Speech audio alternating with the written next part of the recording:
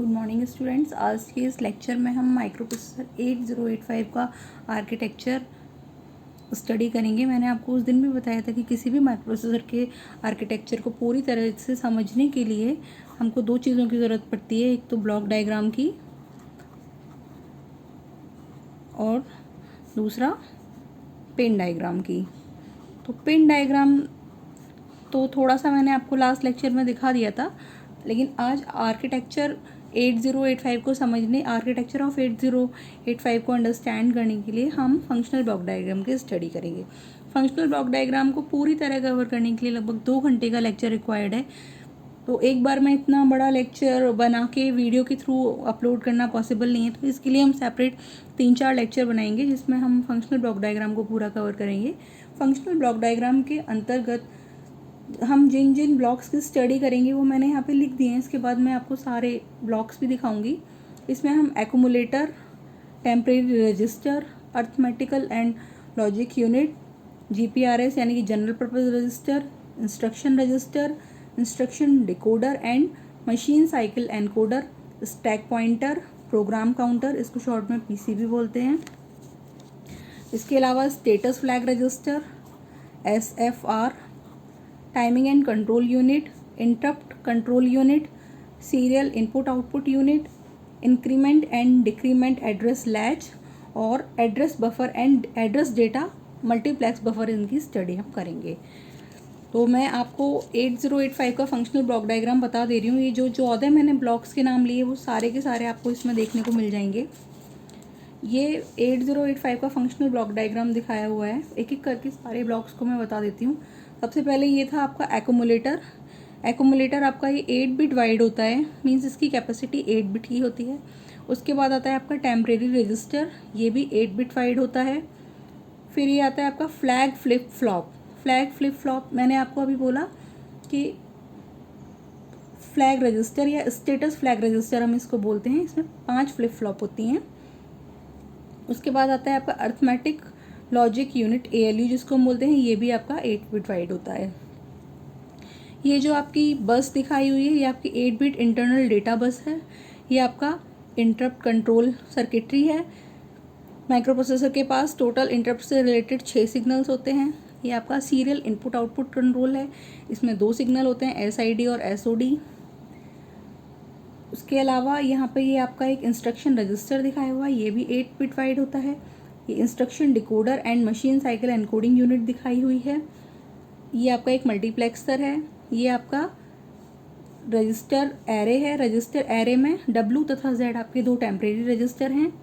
उसके अलावा micro processor 8085 में आपके 6 जीपीआरएस होते हैं जिनके नाम हैं BCDEHL। ये 6 के 6 रजिस्टर आपके 8 बिट कैपेसिटी के होते हैं। 16 बिट कैपेसिटी का आपका एक रजिस्टर होता है स्टैक पॉइंटर। 16 बिट कैपेसिटी का आपका दूसरा रजिस्टर होता है जिसको हम बोलते हैं प्रोग्राम काउंटर। 16 बिट कैपेसिटी का आपका increment and decrement address latch होता है। इसके साथ ही एड्रेस बफर होता है 8 बिट कैपेसिटी का। एड्रेस डेटा बफर होता है आपका 8 बिट कैपेसिटी का। ये आपकी 8085 की टाइमिंग एंड कंट्रोल यूनिट है। मैंने आपको उस दिन भी बताया था कि माइक्रो प्रोसेसर 8085 में 3 तरह की बसेस होती हैं, एड्रेस बस, डेटा बस तथा कंट्रोल बस। कंट्रोल बस में लगभग 21 कंट्रोल सिग्नल्स होते हैं हमारे 8085 में। तो टाइमिंग एंड कंट्रोल सर्किट से एसोसिएटेड ये सारे सिग्नल हैं, X1, X2, clock out, ready, read bar, write bar, ALE। तो जब ये पिन डायग्राम भी स्टडी करेंगे तो आपको ये सारे के सारे सिग्नल्स का स्टडी समझ में आ जाएगी। और इस सारे ब्लॉक्स का जो आपका बेसिक वर्क होता है वो मैं आपको ब्लॉक डायग्राम की स्टडी जब हम के लिए जो हम सेपरेट छोटे छोटे लेक्चर बनाएंगे 3-4, उसमें आपको डिटेल में हम बता देंगे।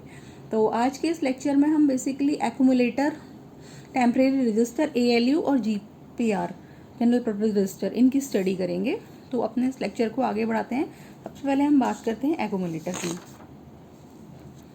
एक्यूमुलेट का मतलब होता है एक तरीके से संग्रह करना। तो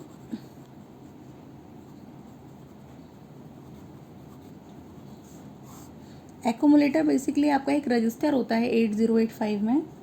इसका काम ये होता है कि ये किसी भी प्रकार के अर्थमेटिकल या लॉजिकल ऑपरेशन के बाद ALU से जो भी आपका डेटा आता है उस डेटा को यानी कि उस रिज़ल्ट को short term intermediate storage purpose के लिए एक्यूमुलेटर में उसको सेव किया जाता है।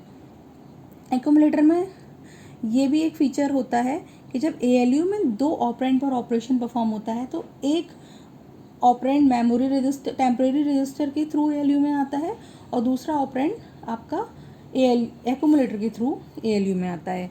तो इस चीज़ को मैं आपको समझाती हूँ कि सपोज़ आप 8 + 6 ये 2 ऑपरेंड हैं, इनको आप ऐड करते हैं तो आपका जो रिज़ल्ट आता है वो आता है 14। मैं आपको नॉर्मल लैंग्वेज में ये चीज़ बता रही हूँ। इसका मतलब है कि इसमें समझिए आपके पास 2 ऑपरेंड है, एक ऑपरेंड है आपके पास 8 और दूसरा ऑपरेंड है आपके पास 6 और इनका जो भी रिज़ल्ट आएगा वो रिज़ल्ट है आपका 14। तो अब एक्यूमुलेटर का इस पूरे प्रोसेस में काम क्या होगा ये समझ लीजिए। एक ऑपरेंड आपका एक्यूमुलेटर में स्टोर्ड होगा, दूसरा ऑपरेंड आपका टेम्परेरी रजिस्टर से आएगा। ये टेम्परेरी रजिस्टर से पहले इन 2 में से कहीं से भी आ सकता है, या तो आपको डायरेक्ट किसी रजिस्टर की इंस्ट्रक्शन मिलेगी कि आपका जो दूसरा ऑपरेंड है वो किसी रजिस्टर में पड़ा है, वहाँ से टेम्परेरी रजिस्टर में जाएगा, या फिर आपको डायरेक्ट कोई मेमोरी लोकेशन दी हुई होगी कि दूसरा ऑपरेंड वहाँ पे पड़ा है, वहाँ से उठ के उसका डेटा टेम्परेरी रजिस्टर में जाएगा और फिर ऐड होगा। या फिर सम टाइम क्या होता है कि आपको डायरेक्ट डेटा ही दिया जाता है। तो जो भी डेटा है, जो भी ऑपरेंड है, उनमें एक ऑपरेंड आपका एक्यूमुलेटर में होगा, दूसरा ऑपरेंड आपका टेम्परेरी रजिस्टर में जाएगा। लेकिन टेम्परेरी रजिस्टर में जाने के लिए 3 पॉसिबल वे हैं कि या तो वो किसी जनरल पर्पज़ रजिस्टर में पड़ा हो, या डायरेक्ट आपको डेटा दिया हो, या किसी मेमोरी लोकेशन का एड्रेस दिया हो कि वहाँ से ऑपरेंड को उठाओ। यानी कि जो 6 है ये आपको डायरेक्ट डेटा के थ्रू भी दिया जा सकता है, या हो सकता है कि ये 6 किसी रजिस्टर में पड़ा हो, या हो सकता है कि किसी मेमोरी लोकेशन का एड्रेस हो कि वहाँ पे ये आपका डेटा है 6, उसको उठाइए और ऐड करिए और उसके बाद जो भी रिज़ल्ट आएगा तो एक बार प्रोसेस होने के बाद अब क्या होगा, ये डेटा तो एक एक्यूमुलेटर में पड़ा है, दूसरा टेम्परेरी रजिस्टर में पड़ा है। अब ये दोनों डेटा का एडिशन परफॉर्म होने के लिए कहाँ जाएगा, ये एडिशन परफॉर्म होगा आपका ALU में, अर्थमेटिक एंड लॉजिक यूनिट में आपका ये ऑपरेशन परफॉर्म होगा। उसके बाद जो रिज़ल्ट आएगा 14 वो कहाँ जाएगा, वो पहले आपका जाएगा एक्यूमुलेटर में। अब आप कहेंगे ये भी एक्यूमुलेटर में है, ये भी एक्यूमुलेटर में है, तो इसका आंसर ये है कि प्रोसेस होने से पहले एक ऑपरेंड एक्यूमुलेटर में है और प्रोसेस होने के बाद जो रिज़ल्ट आएगा वो रिज़ल्ट शॉर्ट टर्म के लिए पहले एक्यूमुलेटर में जाएगा और फिर एक्यूमुलेटर से वो रिज़ल्ट आपका जहाँ पे भी आप चाहते हैं, किसी जनरल पर्पज़ रजिस्टर में सेव हो सकता है, या किसी मेमोरी लोकेशन पे सेव किया जा सकता है, या आपको किसी डायरेक्ट डिस्प्ले डिवाइस पे सेंड किया जा सकता है। तो this was the function of accumulator. हम 8085 के रेफरेंस में बात कर रहे हैं तो 8085 का जो वर्ड साइज़ होता है वो होता है 8 बिट। किसी भी माइक्रो प्रोसेसर के लिए जो एक्यूमुलेटर का साइज़ होता है वो माइक्रो प्रोसेसर के वर्ड साइज़ के इक्वल होता है। तो for 8085 mu P accumulator is 8 bit wide. अब हम बात करेंगे अपने नेक्स्ट टॉपिक की, विच इज़ टेम्परेरी रजिस्टर।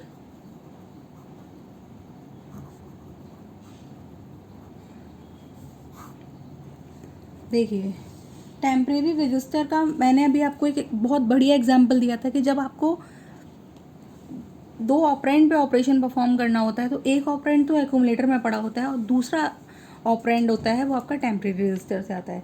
तो जो आपका टेम्परेरी रजिस्टर है, टेम्परेरी रजिस्टर आपका एक ऐसा रजिस्टर होता है which is used by control unit to hold the operand और part of an instruction until that is transferred to another instruction or used to operand in a computation।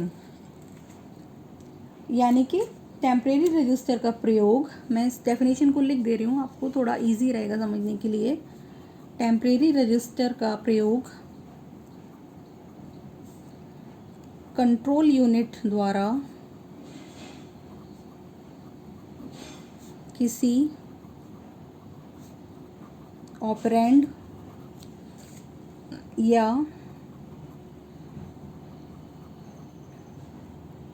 Instruction के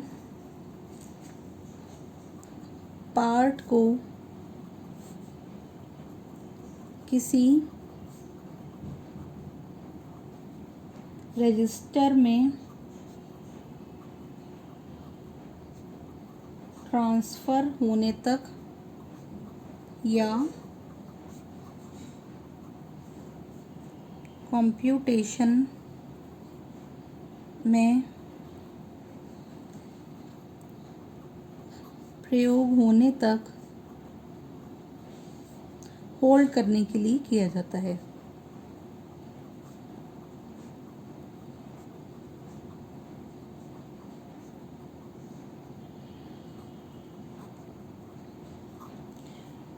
जो आपका temporary register होता है वो भी आपका एक non programmable 8 bit storage capacity वाला रजिस्टर होता है। अगर हम 8085 की बात करें, it is a non programmable 8 bit register for 8085 mu P. Actually क्या होता है कि जो आपकी कंट्रोल यूनिट होती है, जब तक ऑपरेंड माइक्रो प्रोसेसर के इंस्ट्रक्शन एग्जीक्यूशन ड्यूरेशन में किसी एक स्थान से दूसरे स्थान पर ट्रांसफ़र ना हो जाए या ऑपरेंड किसी कंप्यूटर के अंतर्गत ALU में यूज़ ना हो जाए, तब तक ऑपरेंड को टेम्परेरीली स्टोर करने के लिए हम क्या करते हैं, टेम्परेरी रजिस्टर का यूज़ करते हैं। अब आप देखिए, मैंने आपको पहले वाले एग्जाम्पल के थ्रू ही समझाती हूँ। आपके पास इसमें 2 ऑपरेंड थे। एक ऑपरेंड आपका एक्यूमुलेटर में पड़ा था, ठीक है। दूसरा ऑपरेंड आपका टेम्परेरी रजिस्टर में आया, लेकिन आया कहाँ से? या तो रजिस्टर के थ्रू आया, किसी GPRS के थ्रू आया, या किसी डायरेक्ट डेटा था वो टेम्परेरी रजिस्टर में आगे सेव हुआ, फिर ऑपरेशन परफॉर्म हुआ, या किसी मेमोरी लोकेशन का एड्रेस दिया होता और उस एड्रेस पे आपका डेटा पड़ा हुआ था। वो डेटा उठ के पहले टेम्परेरी रजिस्टर में आया, उसके बाद जब तक, और वो कब तक पड़ा रहा? जब तक कि ये पूरा इंस्ट्रक्शन एग्जीक्यूट नहीं हो गया तब तक पड़ा रहा। तो वही यहाँ पे हमने लिखा हुआ है कि टेम्परेरी रजिस्टर।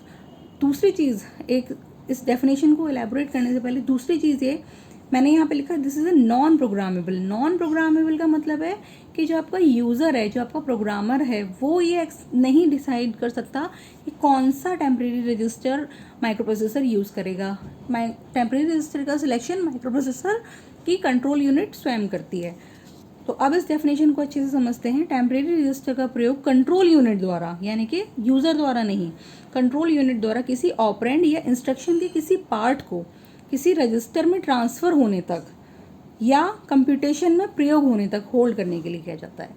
तो ये जो मैंने आपको पहला एग्जांपल दिया था कि आप इस वाले ऑपरेंड को जब तक इसने होल्ड किया टेम्परेरी रजिस्टर ने, जब तक कि ऑपरेशन पूरा परफॉर्म नहीं हो गया। अब 8085 में आपके 3 बेसिकली टेम्परेरी रजिस्टर होते हैं। मैं आपको दिखा देती हूँ। ये एक टेम्परेरी रजिस्टर तो ये होता है 8 बिट वाइड। उसके अलावा W और Z, ये दोनों भी 8 बिट वाइड 2 टेम्परेरी रजिस्टर हैं। इन तीनों का एक्सेस प्रोग्रामर नहीं कर सकता है। माइक्रो प्रोसेसर की जो कंट्रोल यूनिट होती है वही इनको एक्सेस कर सकती है, इसलिए हम इनको नॉन प्रोग्रामेबल रजिस्टर बोलते हैं। तो आपके 8085 में एक तो टेम्परेरी रजिस्टर के नाम से ही 8 बिट वाइड एक TR है, दूसरा आपका W भी आपका एक टेम्परेरी रजिस्टर है, वो भी 8 बिट वाइड है, और आपका Z भी टेम्परेरी रजिस्टर है, वो भी 8 बिट वाइड है। तो आई थिंक आपको टेम्परेरी रजिस्टर का जो फंक्शन है वो समझ में आ गया होगा। Next we will discuss about ALU।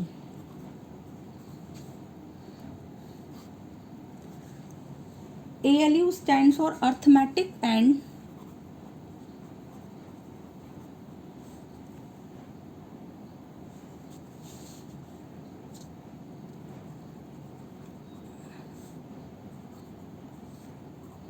Logic unit.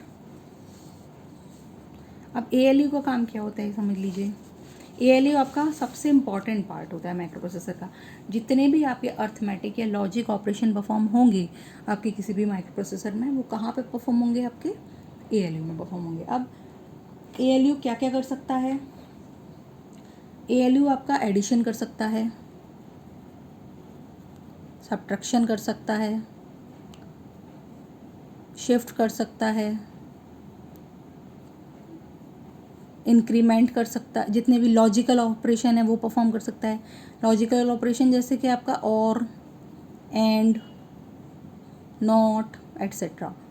ठीक है, तो इस तरीके के आपके जितने भी ऑपरेशन परफॉर्म होंगे अर्थमेटिक या लॉजिकल, तो और बहुत सारे इसके ऑपरेशन हैं जो कि रोटेट कर सकता है, वो सारे के सारे हम आपको बताएंगे।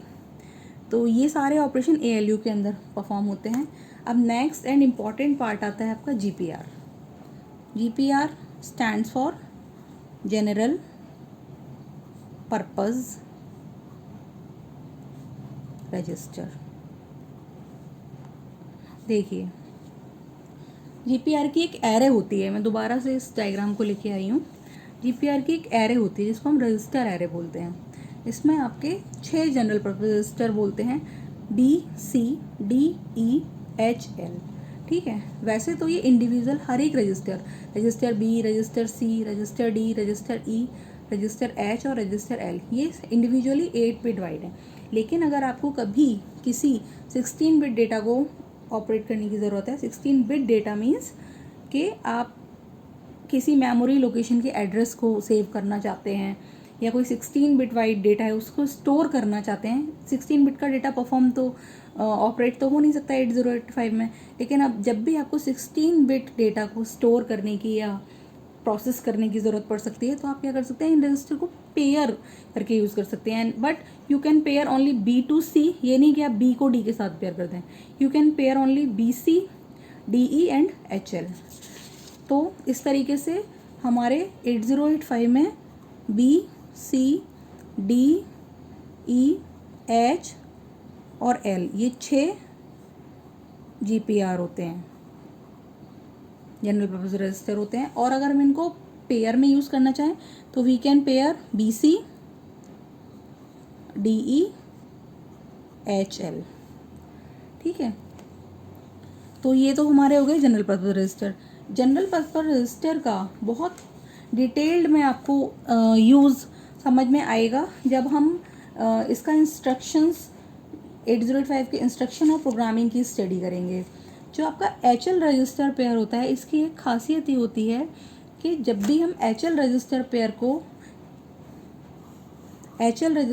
को कैपिटल लेटर M के साथ यूज़ करेंगे किसी इंस्ट्रक्शन में, तो ये मेमोरी पॉइंटर की तरह से यूज़ किया जाएगा। मेमोरी पॉइंटर का मतलब क्या है, देखिए मैंने आपको बताया था कि मेमोरी का जो एड्रेस होता है वो होता है 16 बिट वाइड। तो उस 16 बिट को we can divide into 2 parts, 8 higher order bit and 8 lower order bits. तो क्या होगा कि मैंने कहा कि HL पेयर को आप M लेटर यूज़ करके मेमोरी पॉइंटर की तरह यूज़ कर सकते हैं, यानी कि हायर ऑर्डर बिट एक रजिस्टर में चले जाएंगे, लोअर ऑर्डर बिट दूसरे रजिस्टर में चले जाएंगे। तो अब आपके HL में जो डेटा लोड हो चुका है वो क्या है, बेसिकली वो आपकी किसी पर्टिकुलर मेमोरी लोकेशन का एड्रेस है। अब आप क्या कर सकते हो कि इस मेमोरी लोकेशन से इसके डेटा को उठा सकते हो। ठीक है, तो ये सारा इंस्ट्रक्शन सेट जब हम आपको पढ़ाएंगे और प्रोग्रामिंग पढ़ाएंगे तो आपको यह समझ में आएगा कि हम HL पेयर को कैसे यूज़ कर सकते हैं। तो इस तरीके से आज के लेक्चर में 4 चीज़ें डिस्कस की हैं। सबसे पहला एक्यूमुलेटर, दूसरा टेम्परेरी रजिस्टर, तीसरा आपका ALU और चौथा GPRS। अब ये लेक्चर बहुत लंबा हो जाएगा तो अब मैं इसके लिए नया सेपरेट लेक्चर बनाऊंगी। So we can have discussed accumulator, temporary register, ALU and GPRS। बाकी के सारे के लिए मैं डिटेल्ड लेक्चर बनाऊंगी। अगर आपको इस लेक्चर से रिलेटेड कोई प्रॉब्लम हो तो आप मेरे से कमेंट सेक्शन में डाल के पूछ सकते हैं। आज के लिए थैंक यू क्लास।